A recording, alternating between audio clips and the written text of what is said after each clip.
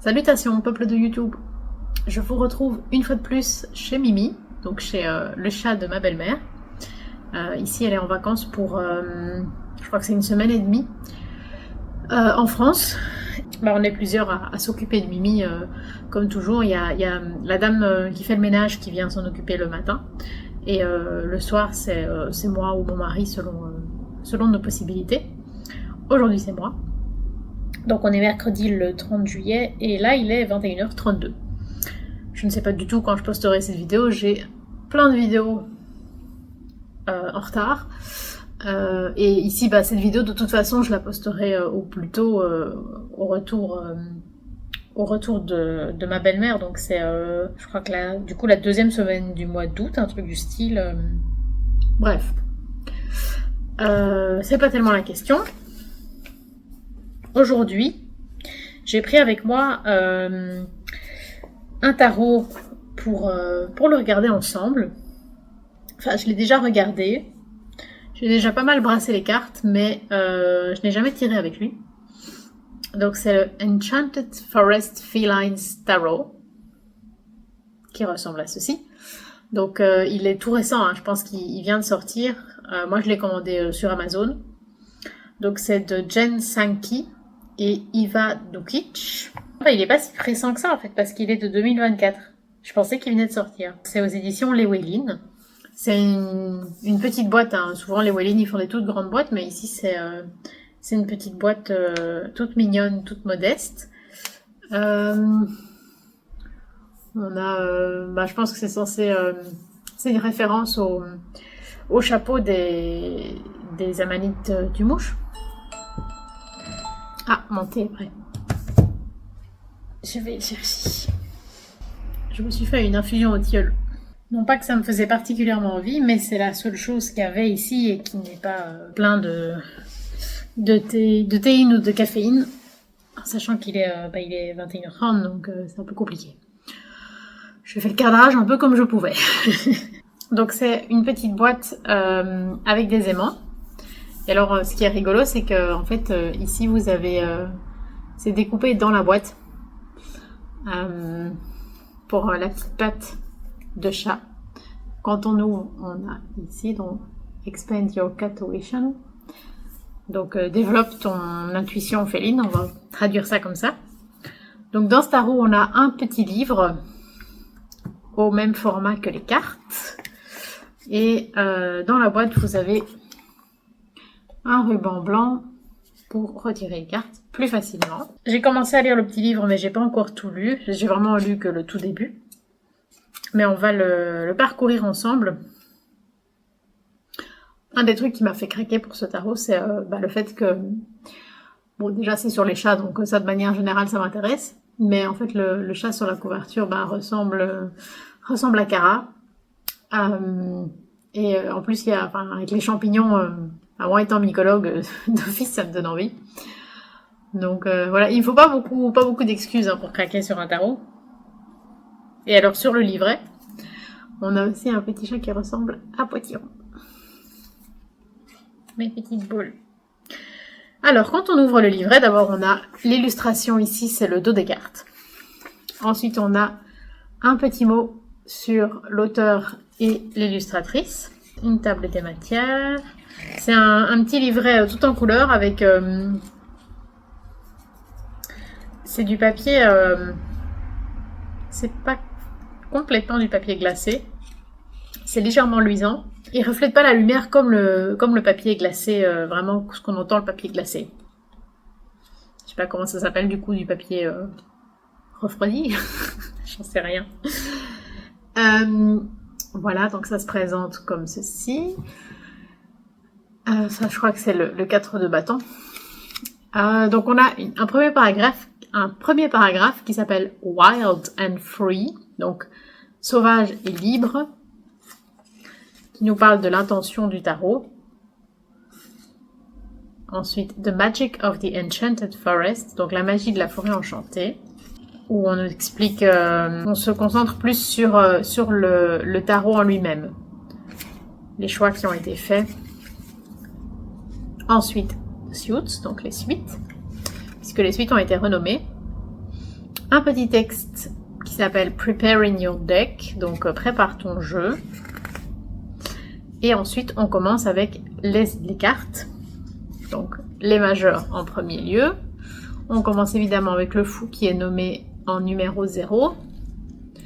Alors, on n'a pas de représentation des cartes en face de chaque texte. De temps en temps, il y a un petit élément, comme par exemple ici, comme ça.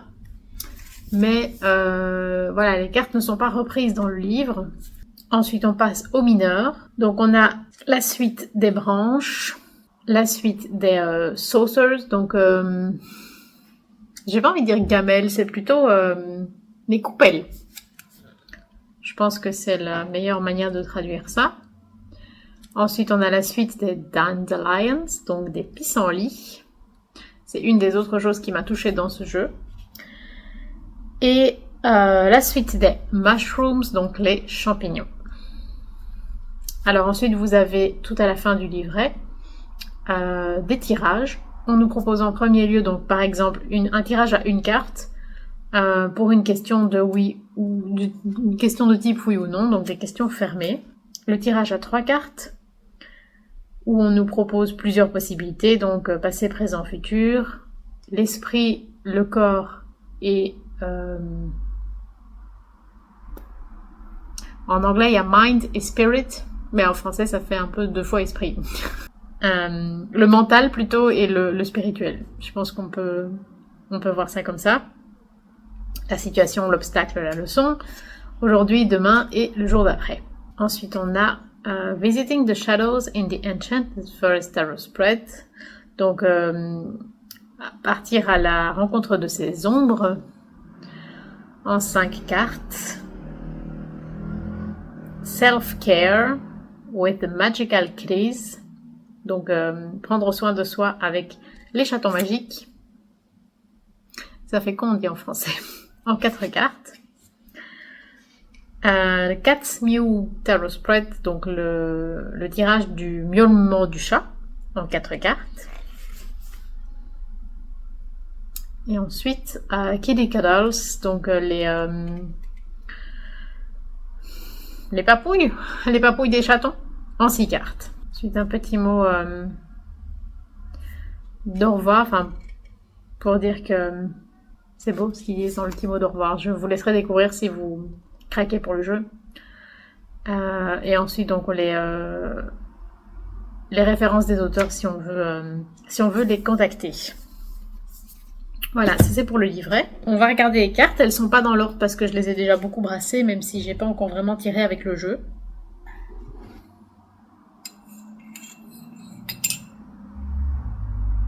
Mon thé est trop chaud. Donc ce sera... allez, même si les cartes sont pas dans l'ordre, c'est quand même plus une découverte parce que je vous dis, j'ai pas vraiment utilisé le jeu. Donc c'est un peu ça l'idée. Donc ceci c'est le dos. Oups. Plutôt joli. Donc un petit chat blanc dans les fleurs sauvages avec la lune, qui est en fait une pelote de laine. Si on regarde bien. Je dis que j'ai pas fait de tirage, mais c'est pas vrai. J'en ai déjà fait un en plus. Je m'en rends compte en ayant la carte que j'avais tirée du magicien. Où on a, je pense que c'est un sphinx, même si sa peau n'est pas rose. Mais il me semble que, vu la morphologie, ça fait quand même plus penser au sphinx qu'à un chat poilu. Et là, on remarque toutes les suites telles qu'elles ont été renommées. Donc le 9 de branches. Donc on voit bien que les branches, ce sont les bâtons. Où on reconnaît typiquement le 9 de bâton avec le personnage qui a combattu, mais qui est fatigué, qui a un peu dépassé ses limites. Puisqu'on a le petit chat qui a un bandage. Les illustrations sont très jolies. Hein. Enfin, moi j'aime bien en tout cas. C'est un peu le tarot... Quand je l'ai vu sur Amazon, ça me semblait évident. Je l'ai commandé tout de suite. J'ai pas voulu. Je me suis même pas posé la question. C'est évident que j'allais le prendre. Quand je l'ai reçu, j'étais un peu déçue Et puis quand je l'ai re-regardé, je me suis dit, mais non, il est vraiment chouette. Donc, en fonction de l'état dans lequel je suis, je le reçois pas du tout de la même manière. Mais je pense que de toute façon, c'était une évidence, hein. Donc, Les Amoureux, je trouve ça super joli avec tout le décor du sous-bois, de la forêt, avec tous les petits champignons. Et j'aime bien la référence au serpent, puisque normalement, on a toujours une référence à Adam et Ève, et ici, ben, c'est le serpent. On a des siamois. Donc, le 10 de pissenlit. Donc, on remarque que les pissenlits sont les épées. Alors, c'est évidemment beaucoup plus doux comme image. On peut imaginer que le chat est endormi sur sa petite couverture. On peut imaginer que c'est la fin aussi. Mais en tout cas, je trouve que c'est beaucoup plus doux et je trouve ça très poétique, les pissenlits pour représenter les épées. Alors, la tour, bah, on a le petit chat qui était dans l'arbre qui se fait frapper par la foudre. Le page de champignons. Donc les champignons, ce sont les deniers. Très très mignon. J'adore quand Cara fait ça quand on joue, il y a certains jouets avec lesquels elle les attrape comme ça dans ses pattes et puis elle frappe avec ses pattes arrière. C'est vraiment un petit monstre. La grande prêtresse. J'aime bien la manière dont ils ont incorporé les éléments classiques du tarot. Donc, on a toujours ces deux colonnes hein, avec le B et le J dans le tarot, dans le Rider. Et ici, ils l'ont vraiment intégré à l'environnement du chat d'une manière, j'ai envie de dire, un peu plus naturelle. Pour pas mettre un chat dans un temple, mais on reconnaît quand même toutes les intentions. Le soleil avec deux petits chatons qui se dorent la pilule au soleil, et c'est rigolo d'avoir mis un visage de chat dans le soleil. Je vous avoue, pour moi, c'est un peu terrifiant parce que ça me rappelle un rêve que j'ai fait quand j'étais petite. Mais voilà. On va peut-être travailler là-dessus. La justice. Sur les plateaux, ce sont des fleurs.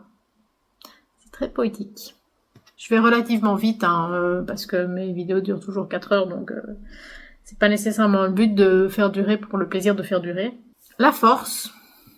C'est pas du tout ma représentation de la force préférée. Voilà, après, il y a de la douceur dans cette carte. Et ça, je pense que c'est vraiment important d'avoir une représentation de la douceur dans la force, puisque pour moi, c'est de ça que ça parle. Mais voilà, c'est pas une force qui me bouleverse comme peuvent me bouleverser d'autres forces. L'empereur, avec, c'est quoi, 2 petites chèvres? Je pense, hein. L'impératrice. Ah, ça va Mimi? Je vais ouvrir la terrasse comme ça, elle peut aller si elle a envie. Ça va mon amour? Mais oui, j'ai mal partout. Petite boule. Voilà, si jamais tu as envie d'aller, mon cœur, tu peux.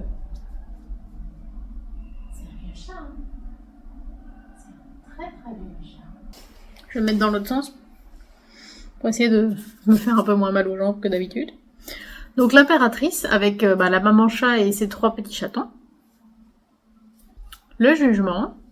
Donc on a une famille de chats dans un carton, on peut peut-être imaginer qui a été jeté à la mer. Et donc moi ce que ça m'évoque c'est le jugement de la personne qui est capable de faire ça. Et peut-être aussi la notion aussi d'être libéré de la lourdeur de la vie. La tempérance, que je trouve très très belle. Donc on a un petit chat qui verse du lait d'une coupelle vers une autre.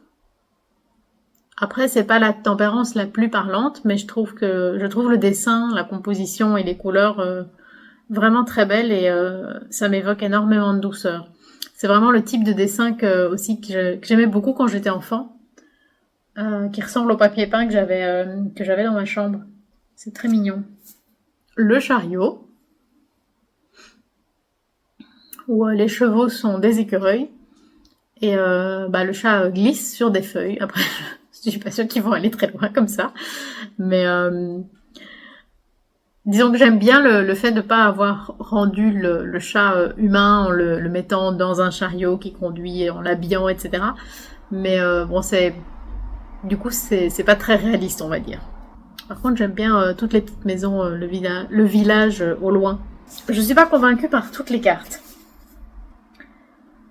Le 10 de denier, donc le 10 de champignon. Avec le vieux chat qui dort dans l'arbre et les petits qui font des bêtises. Le 7 de denier. On reconnaît bien les outils de jardin. J'aime vraiment bien le fait d'avoir les champignons pour les deniers. Ça me parle beaucoup. Le 9 de champignons. Donc ça, c'est l'illustration qu'ils ont choisie pour la boîte. Que je trouve très très belle avec déjà les vignes. Ça me parle beaucoup. Puisque j'en ai dans mon jardin. On a un petit escargot sur le champignon. Un petit oiseau qui est... Je sais pas trop. Peut-être un moineau. Tout me parle parce que ça ressemble tellement à mon jardin. J'aime vraiment beaucoup. Le 8 de denier. Alors j'imagine que c'est l'idée que la maman chat est passée maître dans l'art de gérer ces petits monstres. Puisque chacun est bien rangé, bien sage sur un champignon. Peut-être un peu abstrait, mais je les trouve tellement mignons. Le 5 de bâton, donc le 5 de branche, où les petits chats se chamaillent et on voit notamment les deux petits chats blancs au-dessus, on voit qu'ils ont des entailles à plusieurs endroits sur le corps du fait de s'être battus. C'est un 5 de bâton quand même... c'est toujours un peu violent le 5 de bâton, mais je trouve que celui-là particulièrement. Le 4 de bâton qui est très très beau, avec cette notion d'être chez soi et à quel point c'est un bonheur. Et j'aime beaucoup les bouleaux. J'en ai un dans mon jardin. Le roi de coupe. Qui ressemble à Pee-wee. C'est un des petits chats dont je prends soin. Avec son grand poisson. En plus, elle a un jeu comme ça avec un grand poisson en peluche. Petite boulette. Le diable. Donc on a les deux petits chats enchaînés. Avec le vin et la bougie. J'imagine que le vin c'est pour... le raisin. J'imagine que le raisin c'est une référence au vin et donc aux addictions. Même si bon, pour les chats... Après, le raisin, c'est super dangereux pour les chats, donc on pourrait se dire... après, est-ce qu'ils sont particulièrement friands des raisins? Je pense pas. Mais bref. En tout cas, c'est sans doute ça l'idée. Et la bougie, ça me fait penser à l'idée que... aujourd'hui, on fait un peu un amalgame entre le diable, donc vraiment Satan, le mal, et Lucifer, donc le porteur de lumière. Et normalement, c'est pas du tout les mêmes personnages. Voilà, ça m'évoque ça. Le chat noir derrière est terrifiant. Très beau, mais terrifiant. Le chevalier de champignons. Je trouve que c'est magnifique. C'est juste un paysage dans lequel on voudrait se projeter. L'as de pissenlit, donc l'as d'épée. Il y a beaucoup de couronnes quand même. Après, je pense pas qu'il y a plus de couronnes dans ce tarot que dans le tarot classique, mais comment je peux dire ça? Je les trouve plus remarquables, plus frappantes dans ce tarot-ci, peut-être parce qu'elles me semblent un peu incongrues, parce que je pense que dans l'as d'épée, il y a en effet une couronne, mais je me suis peut-être jamais posé la question de pourquoi il y avait une couronne sur l'as d'épée, mais là, en la mettant sur le pissenlit, je me dis, tiens, il y a une couronne. Voilà. Faites-en ce que vous pouvez. Le fou, qui est très rigolo, donc c'est un petit chat qui va s'élancer dans le vide dans une caisse en carton avec sa réserve d'herbe au chat, qui lui donne suffisamment de folie que pour se dire que c'est une bonne idée. Et je crois que c'est l'idée que c'est l'oiseau qui va qui va l'aider à voler. Il n'y a rien qui va en vrai, mais... Et de nouveau, c'est très joli, je trouve. La reine de denier, où on a évidemment le petit lapin, comme d'habitude, avec des petits psilocybes sur le côté, des coquelicots. D'un point de vue plante, c'est vraiment un très joli tarot. Enfin, je trouve qu'il y a plein de belles choses à explorer, à observer. Le 2 de bâton. C'est très différent comme représentation et en même temps on comprend bien, on reprend bien les codes. Je trouve qu'il est bien pensé quand même. Après, c'est un peu comme toujours, hein, si c'est votre tout premier tarot, c'est peut-être pas évident. Et encore que... Non, peut-être pas. L'as de denier. Et le l'as de bâton. Que je trouve un peu cryptique quand même, hein. D'avoir le chat sur la plante et puis encore une grande patte de chat. Je suis pas sûre de comprendre l'idée. Le roi de denier, où on a je sais pas ce que c'est, un taureau, un buffle, un bœuf, qui vient manger les raisins. Il a bien raison. Le roi de bâton, où on reconnaît bien la présence des petites salamandres, comme d'habitude. Je la trouve très très belle cette carte, et notamment la gestion du fond, de l'arrière-plan, parce que en fait ça apporte énormément de profondeur d'avoir comme ça, comme dans le brouillard, tous ces arbres. Je trouve ça, j'aime vraiment beaucoup, et j'aime bien la touche de bleu avec la couverture. La reine de bâton, que je trouve un peu plus maladroite par contre comme carte.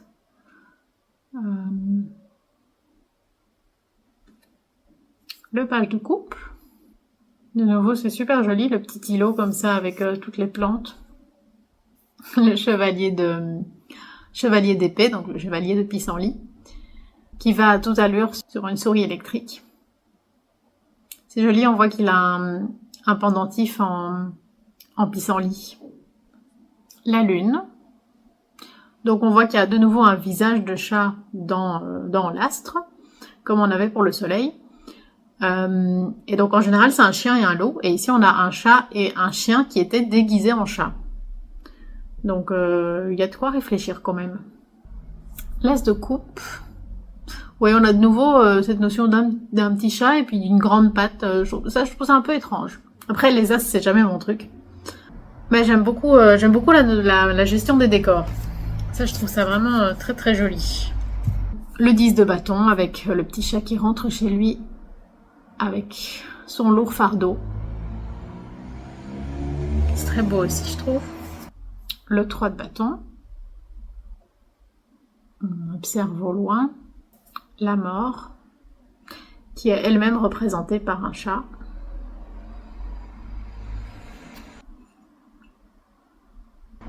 Le pendu a été renommé c'est pas des Hanged Man, c'est des Hanged Kitty.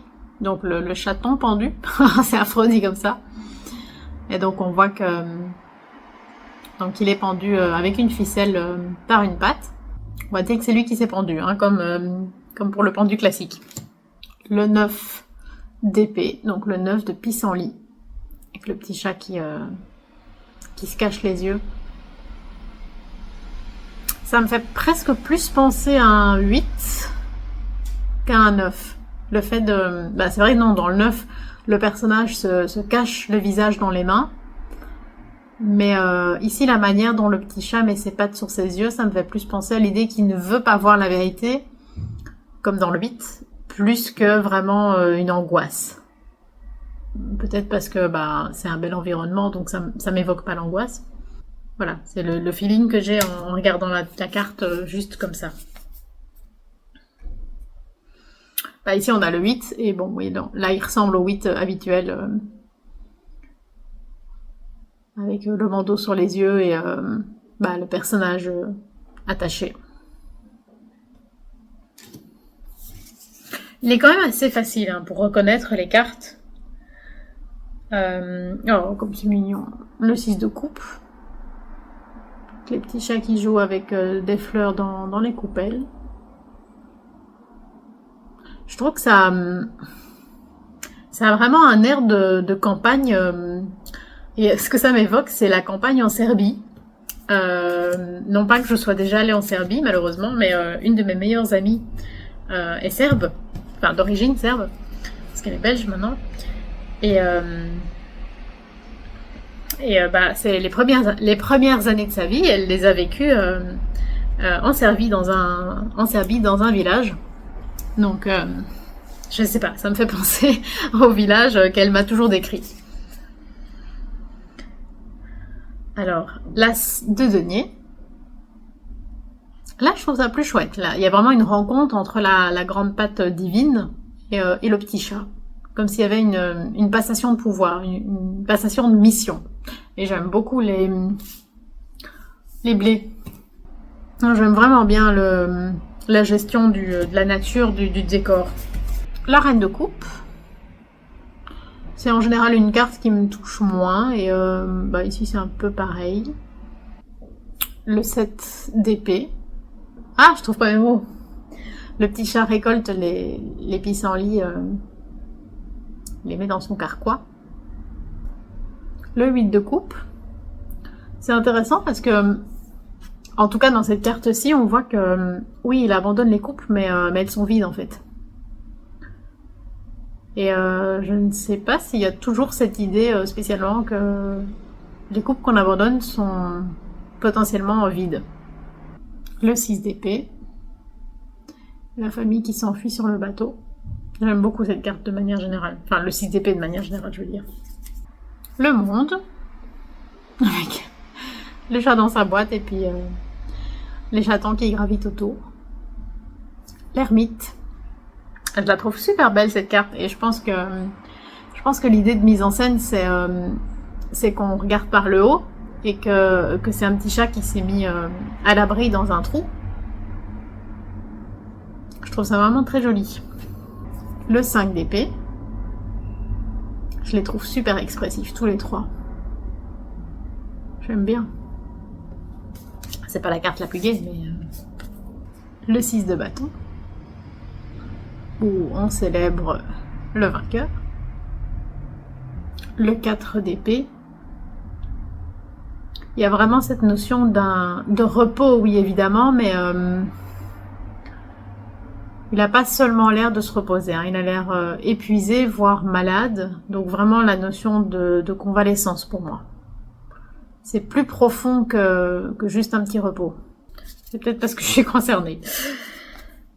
Parce que je sais pas du tout dans quel ordre vont être postées mes vidéos, mais donc ici, bah, le médecin m'a arrêté fin juin. Et je suis retournée la voir aujourd'hui. Et elle a prolongé mon absence, donc pendant tout le mois d'août, je serai encore arrêtée pour essayer de prendre soin de moi dans cette période compliquée. Le 3 d'épée, je trouve ça très beau le fait qu'il soit, bah, c'est un cœur mais fait en fil de laine, avec tous les petits jouets. C'est très simple en soi, mais le fait que, bah voilà, il y a un des pissenlits qui a perdu toutes ses graines. Je trouve que c'est très simple, mais c'est très parlant en même temps. Enfin, moi, ça me touche en tout cas. Le 5 de denier. On a deux petits chats blessés dans la neige. Le 7 de coupe.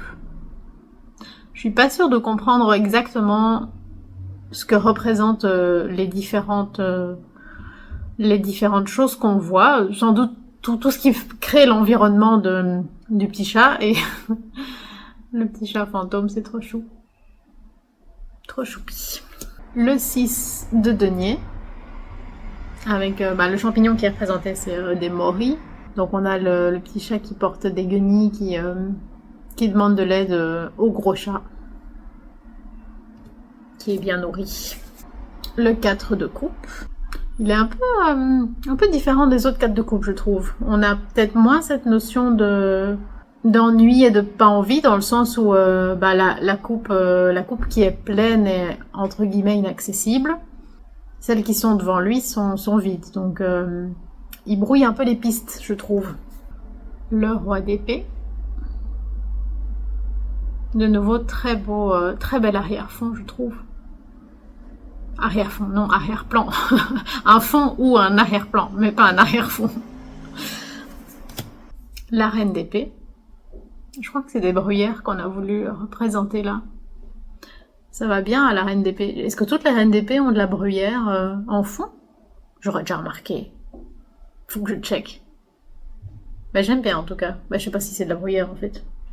Peut-être pas. Non, c'est peut-être des Budleia ou un truc du style. Je ne sais pas. Le 9 de coupe. Avec un petit chat bien en chair. Qui a tout ce dont il a besoin. Le 3 de coupe. Ceux qui font tourner leur coupelle. L'étoile. Les mystérieux. Le 10 de coupe. La petite famille où tout le monde a de quoi manger. Une petite boule. Très mignon. Alors, le 2 de denier. Le 2 de champignon. On a... Allez. On ne sait pas ce que je sais à quoi ressemble le 2 de denier. Avec cette notion d'équilibre. Mais... ça fait presque plus penser à un 2 ou un 3 de bâton. La manière dont le chat semble scruter l'horizon. Le 3 de denier. C'est l'idée que les petits chats s'entraident pour arriver à attraper le jouet qui était accroché dans l'arbre. Très choupi. Le chevalier de bâton qui vole dans les airs. C'est très chouette comme carte, je trouve. Pas du tout réaliste, mais je trouve ça super mignon. Ça fait un peu... non pas le chat d'une sorcière, mais que le chat lui-même est une petite sorcière qui vole. Et j'aime bien... il y a plusieurs cartes comme ça où on a des oiseaux. J'imagine que c'est des hirondelles. Par rapport à la forme de la queue. C'est très beau. Le valet de bâton. Je me répète, mais vraiment la nature, je la trouve super bien dessinée. Limite plus la nature que spécialement les chats. Le page d'épée. Très beau ciel. Une petite boule. La roue de fortune, où on se rend compte... Si je comprends bien la carte, c'est l'idée que c'est une boîte toute ronde et le chat se prélasse. C'est rigolo. Le hiérophante, le pape. C'est rigolo que le pape lui-même ait des longs poils et que ses fidèles n'en aient pas. Il y a de quoi réfléchir là-dessus. Hein. Le 7 de bâton, ce pauvre petit chat qui essaye de se défendre en haut. On lui vole son territoire. Le 2 d'épée, on reconnaît bien la carte. Toute simple, mais on reconnaît bien. Le 4 de denier, avec le chat qui protège tous ses jouets. C'est trop chaud. Le 5 de coupe. Le personnage porte toujours une cape dans le 5 de coupe. Le 2 de coupe. Très belle lumière dans la forêt. Petit chat qui se rencontre. On ressent un peu moins la notion du 2 de coupe traditionnel, je trouve. Plus difficile à lire, peut-être. Le chevalier de coupe. Où, ouais, on a l'impression que le petit chat utilise la coupelle comme un bateau. C'est pas bête, en fait. Et le nuage en petit cœur. Il y a quand même plein d'éléments qu'on peut analyser... Désolée, il y a une moto qui est passée. Plein de petites choses à observer. Et on termine avec le 8 de bâton. Petite papette. En termes de qualité, c'est un jeu super agréable à manipuler, je trouve, parce que les cartes sont assez petites. Donc moi, j'arrive à les prendre comme ça. Et elles glissent bien, elles chantonnent un petit peu. Ouais, quand même. Ça fait un chouette bruit. C'est vraiment un jeu qu'on a envie de manipuler, je trouve. Les cartes sont très souples. Mais je trouve qu'elles reprennent bien leur forme. En tout cas, moi, c'est vraiment le type de cartes que j'aime bien. Après, je sais que beaucoup de gens préfèrent les cartes un peu plus solides, un peu plus rigides. Mais moi, j'aime bien quand elles sont souples. Et le shuffle est super facile à faire. C'est vraiment chouette. Enfin, moi, j'aime vraiment beaucoup, en tout cas. c'est un jeu que je prends plaisir à manipuler. Et bah, c'est le but aussi, hein, d'avoir envie de sortir son jeu parce qu'il est chouette à employer, quoi. Après, peut-être que si vous employez beaucoup le jeu, peut-être que les cartes vont un peu vieillir. Ça, j'ai du mal à dire. Peut-être qu'elles sont pas méga solides, mais en tout cas, moi, c'est le type de carte que j'aime bien manipuler. Vraiment. On va tirer une petite carte qui nous raconte quoi? C'est le chevalier de bâton. Knight of Branches. Alors, j'ai même pas dit dans le livret. Pour chaque carte, en tout cas les majeures ici, donc on a une petite page de texte. On a une signification divinatoire en position droite et une signification en position inversée. Ce qui fait que pour chaque carte, on a une page recto verso à peu près. Donc, c'est la même chose pour les majeurs et pour les mineurs dans le livret. Et ici, donc, le chevalier de bâton. Donc, on nous dit donc, que ce chevalier pelucheux nous regarde comme s'il disait « Come on, let's go ». Donc, allons-y. Donc, il est aventureux et peut transformer la tâche la plus mondaine en une aventure, en une escapade. L'ennui ne fait pas partie de son vocabulaire et il emporte tout le monde avec lui. Sa petite salamandre, qui est son amie, n'a aucune idée dans quoi elle s'embarque, mais elle sait que ce sera chouette, peu importe ce qu'ils font et où ils vont. Donc en position endroit, faire un peu de charme peut toujours aider à aller de l'avant. Les chats de la forêt savent très bien que le lait a meilleur goût que l'eau et qu'il est temps d'accélérer. Donc si tu remarques qu'il y a quelqu'un dans ta vie qui essaye de te charmer, essaye de comprendre ce qu'il essaye d'obtenir de toi. Il est temps maintenant de prendre les devants, d'être audacieux et de créer une nouvelle aventure dont tu ne savais pas que tu avais besoin avant maintenant. Et alors en position, je suis désolée, je suis pas traductrice, hein, donc je fais ça un peu comme je peux. En position inversée, donc c'est bien d'avoir confiance en soi, mais quand ton ego prend le dessus, ça peut retarder et interrompre tes plans d'une manière qu'on aurait pu éviter, quoi, non nécessaire. Donc prends ces retards avec stoïcisme et essaye peut-être d'attaquer par des plus petites étapes. Ça va t'aider à te remettre sur pied. Voilà. C'est sympa comme carte comme description du chevalier de bâton. Un peu surprenant, je trouve, mais j'aime bien. Ben voilà, c'est tout pour moi aujourd'hui. Donc, n'hésitez pas à me dire si je vous ai fait découvrir le jeu, si je vous ai donné envie de craquer. Et voilà, dites-moi aussi si vous aviez déjà le jeu et que vous passiez juste pour voir ce que j'avais à en dire, j'en sais rien. N'hésitez pas en tout cas à, comme d'habitude, liker, commenter, partager et vous abonner. Sur ce, Mimi et moi, on vous souhaite longue vie et prospérité.